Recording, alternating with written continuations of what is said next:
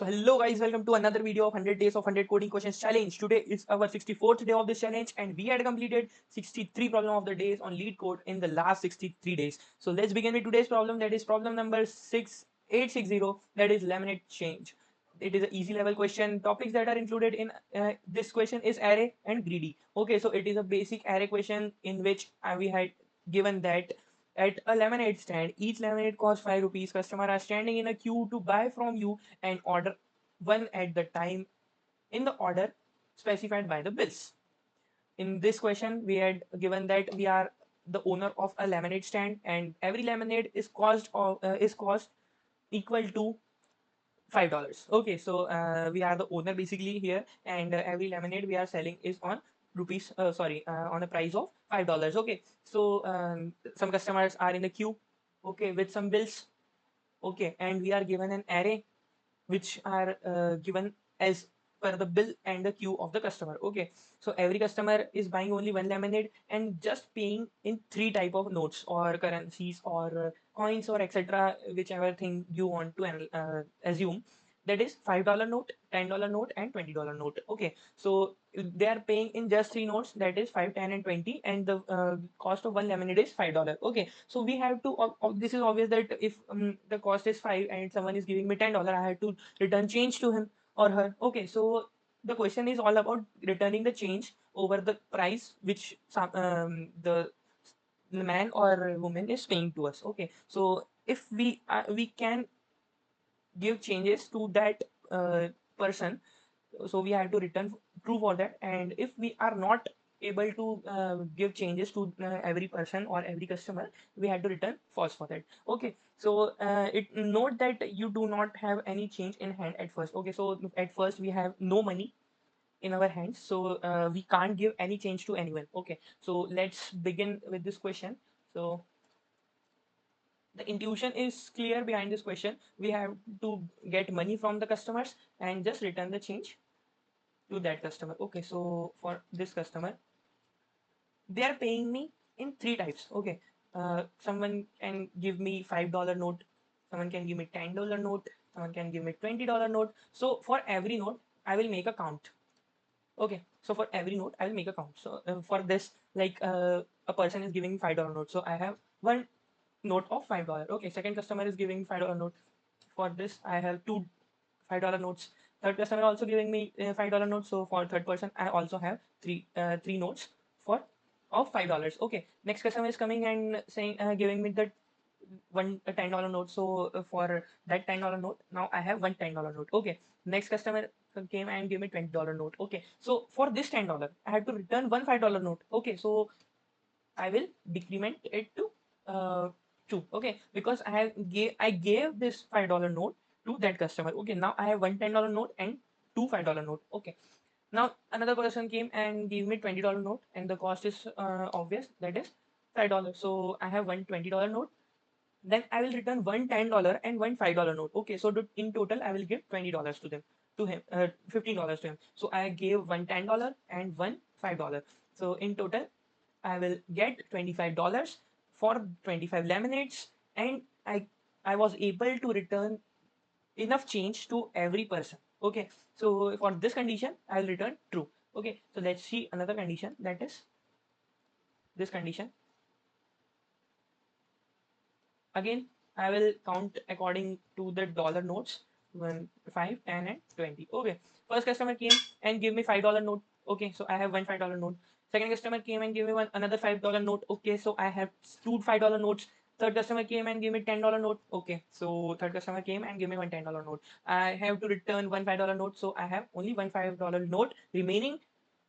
Then another customer came and gave me $10 notes, so I had two $10 notes and no $5 note, because I gave one $5 note to this customer and one $5 note to this customer. Okay, so now I have zero $5 notes. Then a customer came and gave me $20 note. Okay, so in this condition, I have one $20 note.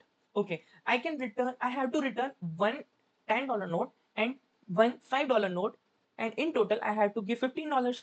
So how can I make $15? Either I can give three $5 notes, so 5 into 3 is 15. Either I can give three $5 note, or I can give one $10 and one $5. So I have no $5 note. Okay, if I want to give someone $5 note, at first it is present in my account also, so that I can give that note to another one. Okay, so for that process, I have to got one $5 note so that I can give it to someone. Okay, so I have no $5 note in my account. Okay, I only have two $10 note, and in total I have $20 note. So I can't give enough. I don't have enough change to give change to last person. Okay, so in this condition I had to return false. Let's see this in the term of code. So I had completed the code before, so I had to make this lemonade change function, and in this I have bills array. Okay, so at first I have count 5 as 0 and count 10 as 0. I will not make 20 count, because for 20 I have to return one $10 and $5 note, and I do not have anything to give for $20. Okay, so I do not have any need to give $20 note, so I will not make $20 count. Okay, I make a for each loop. In this for each loop I will traverse in bills. Okay, so for every b I have three conditions: if b is 5, if b is 10, and if b is 20. Okay, I make a switch case statement here. You can make if else or else if ladder. Okay, here. So depending upon your code solving skills, I will take switch case statement, because it suits best for this question. So for every b I have three conditions: either it will be 5, 10, or 20. Okay, so for 5 I have to just increment the count and give lemonade to them. Okay, and just break for that b. If I will have 10, if I'll have 10, so I have to return $5. But for returning that $5, at first it should present in my account also. If I have $5 note, then only I can give $5 note. Okay, so I will check if I have $5 note or not. So if I have $5 note, it means my 5 count will in greater than 0. Okay, if these conditions became true, that means I have a $5 note in my account, or more than one note in my account. Okay, so for that I will give one $5 note to that customer and take $10 note from that customer. So it means I will increment $10 note count and decrement my $5 note count, because I gave $5 and took $10 from him.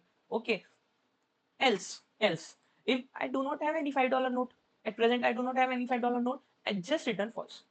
I just return false because I do not have any note to give them back.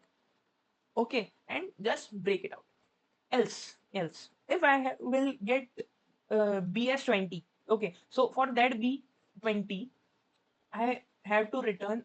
I have two conditions. I can give three $5 notes. Okay, so if my $5 count is greater than 2, it means I have at least 3 notes in my account. Okay, so for that I will decrement my 5 count with 3, just because I gave three $5 notes and in total $15 to that customer. Okay, else I will I can give one $10 note or one $5 note. Okay, I can give one $10 and one $5 note. So I will give one $10 note and one $5 note to that customer who gave me $20 note for the cost of $5. Okay, for that I have a $10 note in my account, and I should have a $5 note in my account. So if I have both of them in my account, I will give one to that customer. And if I have three $5 note other than this, okay, if I do not have any $10 note, but I have three $5 notes, I can give them also. Okay, and if these two conditions become false, there is only one condition, that I cannot pay you back. Okay, I cannot give you the change. So for that condition, I will return only false. And if this for loop uh, executes for every number of bills. Okay, for every payment present in the bill, it means they all are true. And if they all are true, it means I have to return true. Because if any bill will become false, they got me false from here. Okay, they get me false from here. And if they're not getting me false from here, it means it is true for all the test cases that are present in the bills, and just I have to return is true. Let's see if it is running fine or not. Yes, it is running fine, and let's submit this code and see if it is passing all the test cases or not. Yes, this is passing all the test cases, and yes, 48% faster than other C++ users. So by this I have completed today's code of the day, and if you have any problem in this code, I will be leaving the solution link in the description. You can go there and tally your code with my code, and I had uploaded all the codes of our code of the day challenges. Here you just have to search your code number or question number here, and you will get the solution of that question. So thank you for today.